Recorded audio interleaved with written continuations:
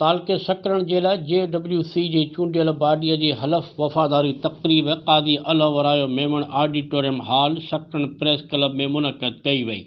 मरकज़ी सदर ज़ुल्फ़कार अली ख़ास के लिए उहदेदारनि सदर मोहम्मद वारिस नूनारी, सीनियर नायब सदर खैर मोहम्मद लाखो, नायब सदर Mahtab Jamali, general secretary Mir Mohammad Kirio, joint secretary Huzoor Bakhsh Nunari ऐं राब्ता सेक्रेटरी मसूद अहमद उमरानी खां हलफ़ खणायो।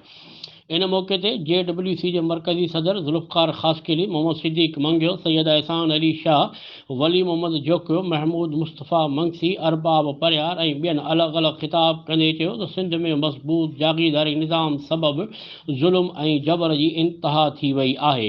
शहीद अजमल सावंत, शहीद अज़ीज़ मेमुण, शहीद जान मोहम्मद महर, इरशाद रांझाणी, नाज़िम जोकियो, बिलावल काको ऐं फातिमा फरुण जे क़त्ल समेत थींदड़ ज़ुल्म ऐं नाइंसाफ़ी इन मज़बूत भोतार के निज़ाम जो ज़िंदा मिसाल आहे। असांखे इन तबक़ाती सिस्टम जे ख़िलाफ़ मुलज़िम जिदोजहद करणी पवंदी। तक़रीब के मोहम्मद आलम कीरियो, अब्दुल समद गबोल, रज़ा मोहम्मद सियाल, अलाम कीरियो, मोहम्मद चंगल उन्नड़, ग़ुलाम मुस्तफ़ा कुबर, हुसैन बख्श कीरियो ऐं ॿियनि पिणु ख़िताब कयो।